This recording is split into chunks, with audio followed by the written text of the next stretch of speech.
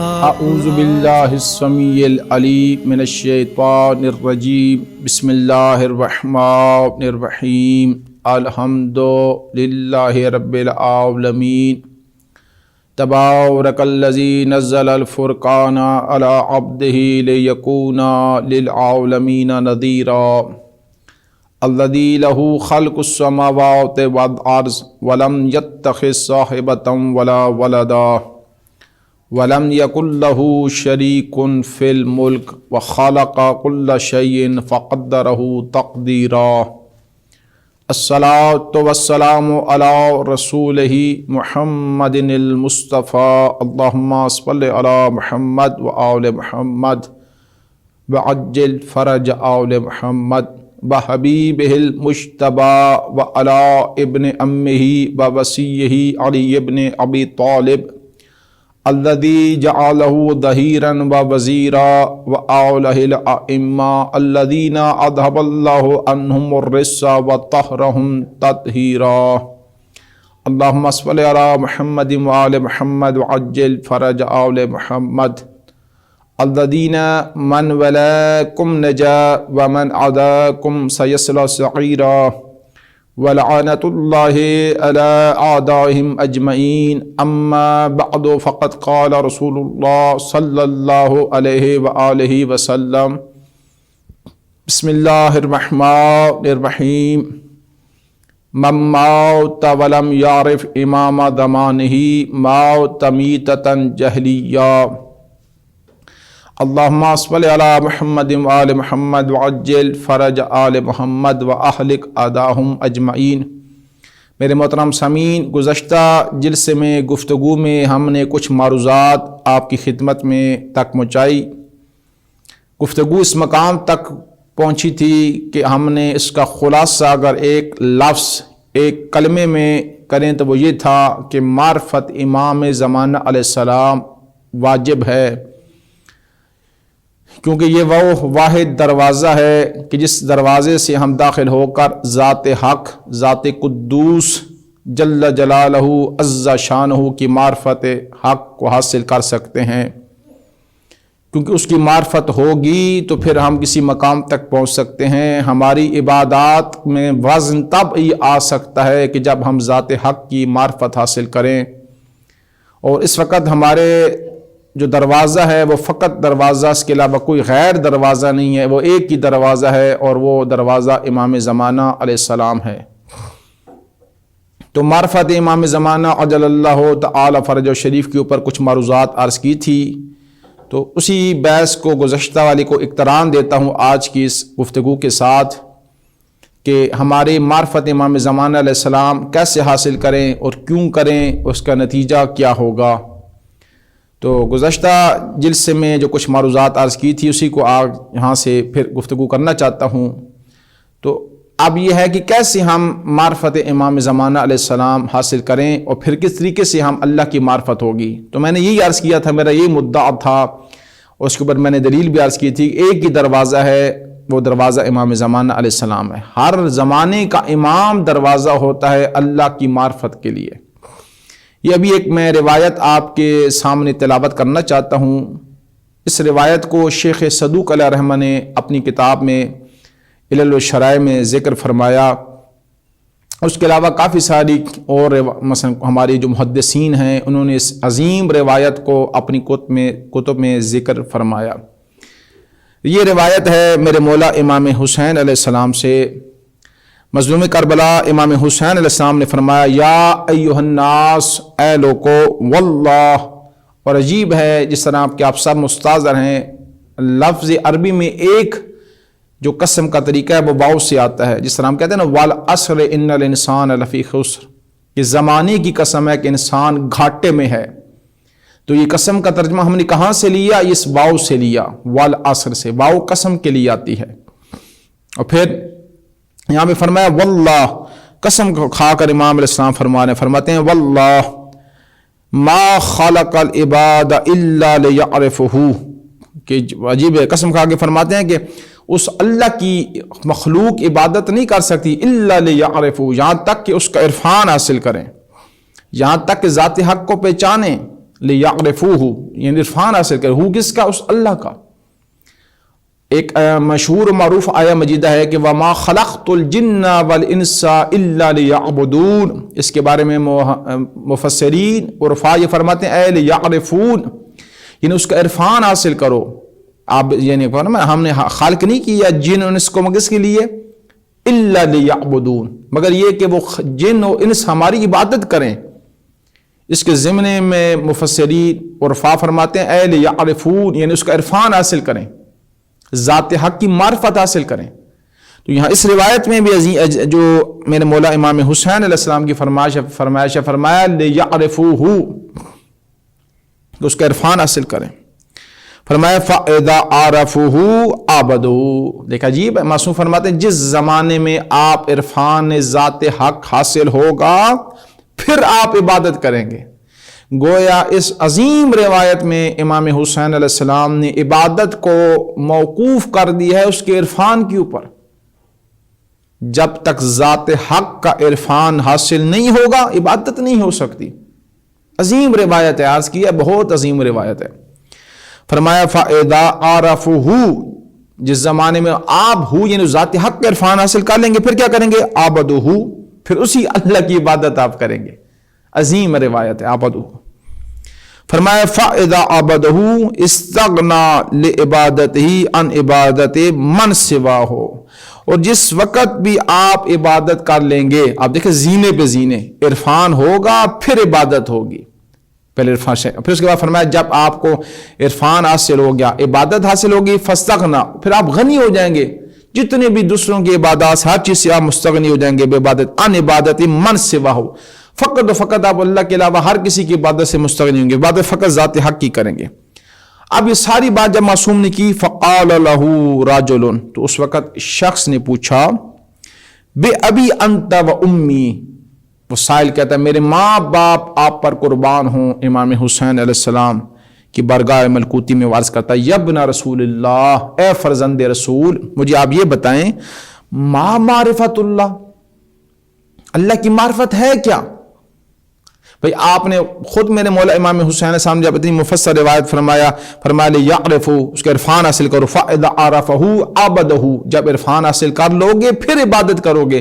तो साहिल ने पूछा बे अबी अंत व उम्मी यब्ना रसूलिल्लाह, मेरे माँ बाप आप पर कुर्बान हो, ए फर्जंद ज़हरा, ए फर्जंद रसूल, ये बताएं मा मारिफतुल्लाह, अल्लाह ज़ात हक की मार्फत है क्या? कैसे हम पहचाने उस अल्लाह को? कौन सा दरवाजा है, कौन सा ऐसा तुरुक है कि जिससे हम दाखिल हों, इंटर हों, उस ज़ात हक की हमें मार्फत हासिल हो जाए? अजीब साइल था और अजीब सवाल किया। फ़क़ाल अलैहिस्सलाम, फिर मौला इमाम हुसैन अलैहिस्सलाम ने फरमाया मअरिफतु अहले कुल्ल ज़मानिन इमामुहुम अल्लज़ी याजिबु अलैहिम तआतुहु। अजीब है, फरमाया जब उस साहिल ने पूछा ना मा मारिफतुल्लाह, ज़ात हक की मार्फत है क्या, तो मेरे मौला इमाम हुसैन अलैहिस्सलाम ने पलट के फरमा दिया कि मारिफतु अहले कुल्ल ज़मानिन, हर ज़माने का जो इमाम है, ऐसा इमाम अल्लज़ी याजिबु, जिसके ऊपर ज़ात हक ने आपकी इताअत वाजिब की है, उस ही की मार्फत अल्लाह की मार्फत है। क्या मेरे मौला ने मियार बता दिया है, तमाम मुश्किलात को मेरे मौला ने हल कर दिया इस एक रिवायत में। अर्ज किया उसके अलावा इस रिवायत को अल्लामा मजलिसी अलैहि ने बिहाल अरवान में जिल्द 23 सफ़ा जो है वो 93, उसमें भी इसको जिक्र फरमाया है। तो बस हमें इस मेरे जो मुद्दा के ऊपर ये दलील और एक बन गई कि एक ही दरवाज़ा है। खुद मेरे मौला इमाम हुसैन साहब नस्स सरी में फरमा दिया कि हर ज़माने के इमाम की मार्फत ही अल्लाह की मार्फत है। बस इसके अलावा कोई दरवाज़ा नहीं है हमारे पास कि जिस दरवाजे से हम इंटर होकर दाखिल होकर ज़ात हक की मार्फत हासिल कर सके। ये एक ही दरवाज़ा है। तो बस अब हमने क्या करना है इस वक्त, क्योंकि हमारा मौजू जिस तरह मैंने गुज़श्ता जिलसे में भी अर्ज किया था मार्फत इमाम ज़माना अलैहिस्सलाम है। तो रिवायात काफ़ी सारी हैं, लेकिन मैं बस इस एक ही रिवायत के ऊपर इक्तफा कर रहा हूँ, बहस को आगे बढ़ाना चाहता हूँ ताकि हम आज की गुफ्तगू में एक और जीना तय कर सकें। तो मेरे मोहतरम सामीन, اس روایت کے تلاوت کرنے کے بعد بات ازر من الشمس کی طرح واضح ہو چکی کہ ہم نے ابھی اپنی اس زندگی میں اپنے وقت کے امام کی معرفت حاصل کرنی ہے. سوال کیوں معرفت حاصل کرنی ہے؟ ابھی سب کچھ روایت جو پڑھ چکا ہوں اسی کے سہارے سے معروضات عرض کر رہا ہوں. کیوں معرفت حاصل کرنی ہے امام زمانہ علیہ السلام کی؟ اس لیے کہ ہم جب امام کی معرفت حاصل کر لیں گے تو ذات حق کی عبادت کریں گے. جس طرح معصوم نے فرمایا فَإِذَا عَرَفَهُ فَاعْبُدُهُ، جب آپ اس کی معرفت حاصل کر لو گے پھر آپ اس کی عبادت کرو گے، اس کا قرب حاصل ہو جائے گا. تو ہم کیسے اپنے امام کی معرفت حاصل کریں؟ اب یہاں پر معرفت کے مختلف مراحل ہیں. جیسے میں نے عرض کیا تھا، ہر بندے کی ایک اپنی معرفت ہے. جیسا جناب سلیمان محمدی کا ایک اپنی معرفت تھی، جناب ابو ذر کی اپنی معرفت تھی، مقداد کی اپنی معرفت تھی، عمار یاسر کی اپنی معرفت تھی. ہم کوشش کریں کہ ان معرفت کے مراحل میں سبقت حاصل کریں، ایک دوسرے سے آگے بڑھیں. یہ وہ چیز ہے جس کے اوپر سبقت کرنے میں فخر محسوس انسان کو ہو. تو میرے محترم سامعین، اب اس بحث میں وارد ہونے سے پہلے، کیونکہ اب یہ مقدمتاً بحث ساری میں نے اس لیے کی کہ ہمارا کیونکہ موضوع تھا معرفت امام زمانہ عجل اللہ تعالی فرجہ شریف، تو مقدمتاً یہ بات واضح ہو چکی اپنے مدعا اور دلیل کے ساتھ. تو اب بحث کو ہم آگے بڑھاتے ہیں. اب ہم نے جو اس مقام پر کرنا کیا ہے، کس طریقے سے ہم نے اپنے وقت کے امام علیہ السلام کی معرفت کو حاصل کرنا ہے، اور یہ غیبت جو امام زمانہ علیہ السلام کی ہے، اور یہ غیبت کب ختم ہوگی، یہ ذات حق کی بہتر جانتے ہیں. ابھی ہم نے اپنے وقت کے امام علیہ السلام کو کس طریقے سے راضی کریں، کس طریقے سے مولا سے ارتباط کریں، کس طریقے سے مولا کے قرب حاصل کریں، اس کی مختلف طرق ہیں، مختلف راستے ہیں. کچھ چیزیں جو ابھی ہماری ذمہ داری بنتی ہیں، جو دروازے ہیں کہ جس طریقے سے ہم اپنے وقت کے امام کی معرفت حاصل کر سکتے ہیں، ان میں سے ایک ہے دعائے ندبہ. انتظار میرے مولا کا کریں، ندبہ پڑھیں. میرے محترم سامعین، ایک لفظ آنسو بہانا ہوتا ہے، ہم کہتے ہیں کہ آنکھوں سے آنسو کا نکل آنا، اسی بھی رونا کہا جاتا ہے. ہم اپنی اردو میں کہتے ہیں رونا، جی فلاں شخص رو رہا تھا، یعنی کیا؟ یعنی اس کی آنکھوں سے آنسو بہ رہے تھے. ایک مرتبہ ہوتا ہے دھاڑے مار کر رونا، چیخ مار کر رونا، بلند آواز سے رونا، بلند آواز سے گریہ کرنا. جب عربی والا شخص عرب کے اندر لغت میں فقط آنکھوں سے آنسو کا گرنا، اس کے لیے لفظ عربی میں جو لفظ استعمال اسے کہتے ہیں بقا، بے کاف کش بقا. جس طرح مشہور روایت آپ نے سماعت فرمائی ہوئی ہے احمد طہار بالخصوص امام حسین علیہ السلام کے بارے میں، معصوم فرمان بقال حسین او طباق کی، کہ جو شخص بھی حسین پر روئے یا مثلا رونے شکل بنائے اس کے اوپر جنت واجب ہے. لیکن ایک دفعہ ہم کہتے ہیں، جسے میں نے عرض کیا، چیخے مار کر رونا، بلند آواز سے رونا، دھاڑے مار کر رونا. عربی میں جب اس کے لیے، اس اردو والے یہ جو لفظ، اس کے لیے ایک لفظ استعمال کرتے ہیں ندبہ، یعنی فقط رونا نہیں ہے، بلند آواز سے رونا ہے، دھاڑے مار کر رونا ہے، اس کو کہتے ہیں ندبہ. میرے مولا امام محمد باقر علیہ السلام جن کی شہادت 7 ذی الحجہ کو ہوئی، میرے مولا نے اپنی وصیت میں اپنے بیٹے امام جعفر صادق علیہ السلام کو یہ لکھا اور کہا، پیسے دیے کہ یہ درم دینار دے لو، اتنے سال تک مینا میں جب حاجی جمع ہونا تو میری غربت پہ ندبہ کرے. عجیب ہے، خود معصوم کی خواہش تھی امام محمد باقر علیہ السلام کی، اپنے بیٹے امام جعفر صادق علیہ السلام، کہ حاجی جب مینا میں جمع ہوں گے یہ پیسے میں دے رہا ہوں، میرے اوپر ندبہ کریں. تو بس اب واضح ہوا، ایک ہوتا ہے آنکھوں سے آنسو کا بہنا، آہستہ رونا، اس کو عربی میں کہتے ہیں بقا، رونا. ایک مرتبہ ہے دھاڑے مار کر رونا، چیخے مار کر رونا، بلند آواز سے رونا، اس کو عربی میں کہتے ہیں ندبہ. یہ سارے مقدمتاً میں بحث باتیں کیوں عرض کر رہا ہوں؟ اس لیے کہ یہ جو دعا جس کے بارے میں گفتگو کرنا چاہتا ہوں آج، وہ ہے دعائے ندبہ. اس زمانے میں ہمارے اوپر مہم نہیں بلکہ ہم ہے کہ ہم دعائے ندبہ کی تلاوت کریں. ویسے تو جب بھی انسان چاہے یہ دعائے ندبہ پڑھ سکتا ہے، لیکن ہر جمعے والے دن کیونکہ جمعے کا دن ہمارے آخری امام کا دن ہے، ہمارے وقت کے امام کا دن ہے، یوسف زہرا کا دن ہے، امید زہرا کا دن ہے۔ اسی دن میرے مولا علیہ السلام انشاءاللہ تشریف لائیں گے، ظہور فرمائیں گے۔ تو ان کی رعیت، ان کے چاہنے والوں کو چاہیے کہ جمعے والا دن عام دنوں جیسا نہ ہو، اس دن اپنے وقت کے امام کے اوپر روئیں، اس دن اپنے وقت کے امام کے اوپر آنسو بہائیں، روئیں، تڑپیں، اپنے بدن میں اضطراب کی کیفیت کو محسوس کریں۔ اور یہ ندبہ کس میرے مولا نے دعائے ندبہ پڑھی؟ یہ میرے مولا امام صادق علیہ السلام رئیس مذہب میرے مولا نے پڑھی۔ عجیب ہے، ہمیں نہیں معرفت امام زمانہ علیہ السلام، ہمیں نہیں یہ مقدمتاً سادہ سادہ باتیں ہمیں ہمارے علم میں نہیں ہیں۔ 148 ہجری میں شہادت ہے میرے مولا امام صادق علیہ السلام کی، اور امام زمانہ علیہ السلام کی ولادت و بعثت 255 یا 56 ہجری میں ہو رہی ہے، یعنی 1 صدی سے زیادہ پہلے میرے مولا امام صادق علیہ السلام دعائے ندبہ پڑھ رہے ہیں۔ میرے مولا نے تعلیم دی ہے، اور اس کی سند کو علامہ مجلسی علیہ رحمہ نے ذکر فرمایا، اور محدثین نے اس کی روایت کو ذکر فرمایا کہ مثلا دعا ندبہ کے بارے میں۔ آپ تھوڑا سا دقت فرمائیں، تھوڑا سا غور فرمائیں، میں کچھ کہنا چاہتا ہوں۔ یعنی ابھی زیرن امام زمانہ عجل اللہ تعالی فرج شریف کا ظہور نہیں ہوا، مولا کی 1 صدی سے زیادہ بعد آ کر مولا کی ولادت و بعثت ہوگی۔ اس سے پہلے امام صادق علیہ السلام اپنے آخری بیٹے کے لیے دعائے ندبہ تعلیم فرما رہے ہیں، دعا ندبہ ارشاد فرما رہے ہیں، اور اپنے چاہنے والوں کو، اپنے نام لینے والوں کو، اپنے محبین کو کہہ رہے ہیں اس طریقے کے ساتھ ذات حق کی بارگاہ میں اپنے آخری امام، ہمارے آخری بیٹے کو پکارو، ایسے رو۔ یہ طریقہ ہے امام کو پکارنے کا، مولا نے خود تعلیم فرمایا۔ اور میں پوری ذمہ داری سے عرض کر رہا ہوں، ہر امام نے اپنے آخری بیٹے کو یاد کیا، ہر امام نے پکارا ہے اپنے آخری بیٹے کو،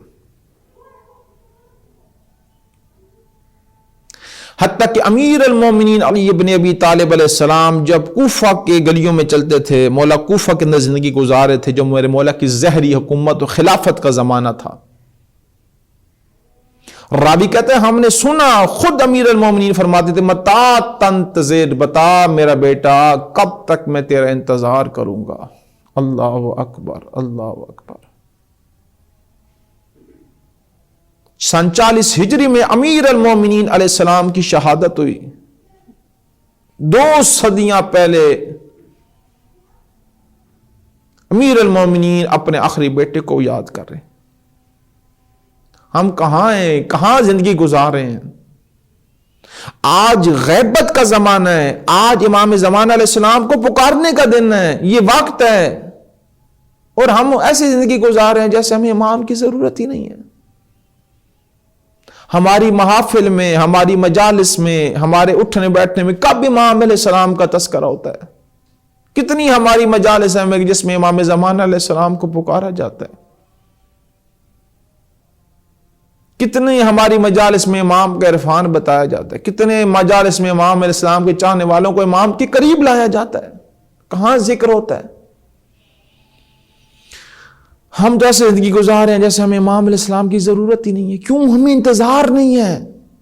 اگر ہمیں انتظار ہوتا ہم امام کو پکارتے، ہم امام علیہ السلام کے لیے تڑپتے، ہم امام کے غم میں آنسو بہاتے، ہم امام کی فراق میں آنسو بہاتے۔ ہمیں نہیں انتظار، انتظار ہے تو امیر المومنین علیہ السلام کو انتظار ہے، اور انتظار ہے تو جناب صدیقۃ الکبریٰ سلام اللہ علیہا کو انتظار ہے۔ انہی دنوں میں جب جناب صدیقۃ الکبریٰ کے اوپر دروازہ گرایا اور وہ مصائب آئے تو بی بی نے کہا یا ولد المہدی، میرا بیٹا مہدی کب آئے گا؟ اور خود پیغمبر اعظم نے، رسالت مآب نے اپنے آخری بیٹے کو پکارا ہے۔ اصحاب کہتے ہیں ایک دن پیغمبر اعظم کی بارگاہ ملکوتی میں ہم بیٹھے ہوئے تھے، پوچھنے والوں نے پوچھا یا رسول اللہ آپ کیا سوچ رہے ہیں؟ تو اس وقت عجیب ہے، آپ توجہ فرمائیں ان باتوں کے اوپر، عجیب معارف ہیں۔ اصحاب کہتے ہیں کہ پیغمبر اعظم نے اپنے دونوں ہاتھ بلند کیے اور 2 یا 3 بار ان جملوں کو تکرار فرمایا اللہم لکنی من اخوانی، اے میرے اللہ میرے بھائی مجھے ملا دے۔ کون دعا مانگ رہا ہے؟ کون دعا کے لیے ہاتھ بلند کر رہا ہے؟ خاتم الانبیاء، سید الانبیاء، اشرف الانبیاء، وہ نبی کی، اگر جس کی نبی کی نبوت نہ ہوتی تو کوئی نبی نہ بنتا۔ اس اللہ کے بعد ہم شیعہ کا تشیع کا عقیدہ ہے، ذات حق کے بعد اگر اس پوری کائنات میں کوئی افضل مخلوق ہے تو وہ فقط پیغمبر اعظم کی ذات ہے۔ پیغمبر اعظم جس کی پڑوسی ہونے کا، جس کے بھائی ہونے کا، حضرت آدم علیہ السلام سے لے کر حضرت عیسیٰ علیہ السلام تک ہر نبی کی خواہش ہے کہ میں پیغمبر کا بھائی بن جاؤں۔ کیوں؟ انہیں علم ہے اس بات کا پیغمبر کا مقام عند اللہ کیا ہے، اور وہ رسول آج اپنے اصحاب کی مجلس میں کہہ رہے ہیں میرے اللہ مجھے میرے بھائی ملا دے۔ اصحاب چونک اٹھے، کہا یا رسول اللہ مگر ہم آپ کے بھائی نہیں ہیں؟ پیغمبر نے پلٹ کر فرمایا فَإِنَّكُمْ أَصْحَابِي، تم اصحاب ہو، بھائی نہیں ہو۔ تو اصحاب نے عرض کی یا رسول اللہ پھر آپ کے بھائی کون ہیں؟ کہ میرے بھائی وہ ہیں جو میرے آخری بیٹے کے زمانے میں اس کی غیبت اور میں زندگی گزاریں گے، اور اس کی ولایت، امامت، خلافت، وصایت کا عقیدہ رکھ کر زندگی گزاریں گے۔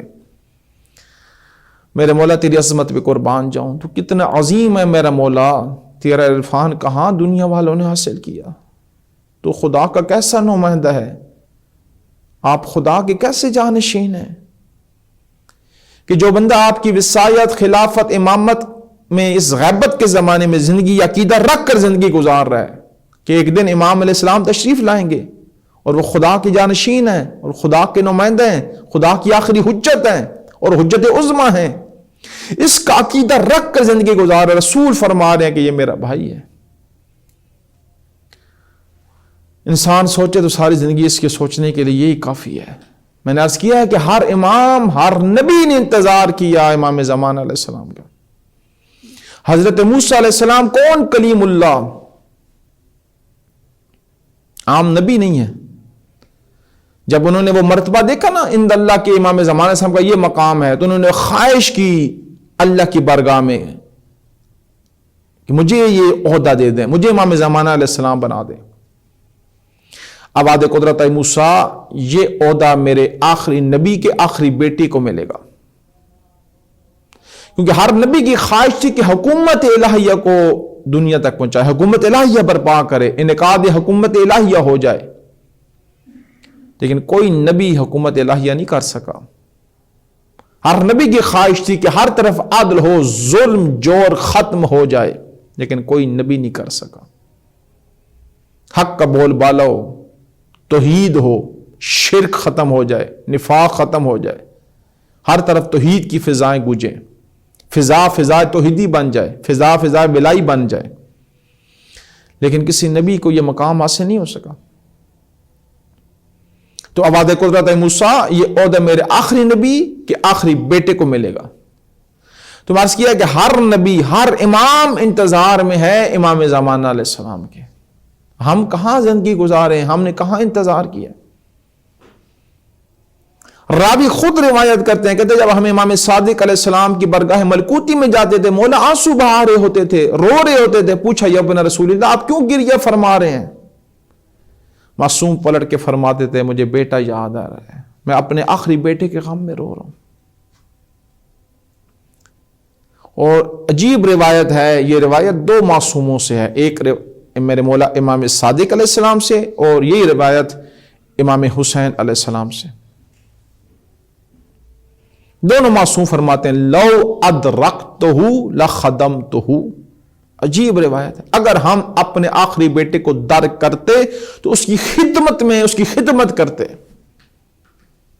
میرے محترم سامعین، خدا را من مارے پہ پہنچیں، اپنے ذہن پہ بوجھ دیں، کیوں ہم سادہ زندگی گزار رہے ہیں؟ کہاں ہمارے محافل مجالس میں امام کا یہ عرفان لوگوں تک پہنچا ہے. اگر یہ ہوتا تو آج ہم امام کا قرب حاصل کرتے. آج ہر مجلس میں یبن الحسن، یا صاحب زمان، یا بقیت اللہ، یا یوسف زہرا کی صدائیں بلند ہوتی. جب ہم روتے تو امام کو پکارتے جو ہماری ان اعضاء کا وارث ہے، لیکن ہم وارث کو نہیں پکار رہے.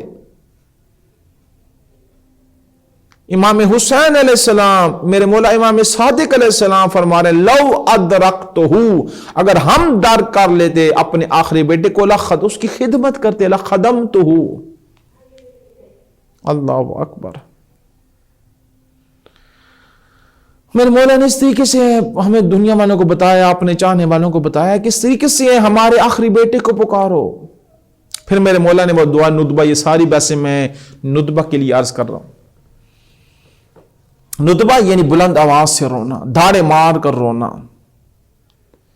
یہ عظیم دعا ہے. اس دعا کے آپ تلاوت فرمائیں ترجمے کے ساتھ. پہلے میرے مولا امام صادق علیہ السلام نے ذات حق کی وحدانیت کو بتایا، پھر پیغمبر اعظم کی نبوت کو بتایا، پھر اپنے جد امیر المومنین علی علیہ السلام کی وصایت کے بارے میں بتایا، پھر اس کے بعد داخل ہوئے آخری مرحلے میں اور اپنے آخری بیٹے کو پکارا. ایک ایک جملہ معرفت کا سمندر ہے، ایک ایک جملہ خزینہ ہے.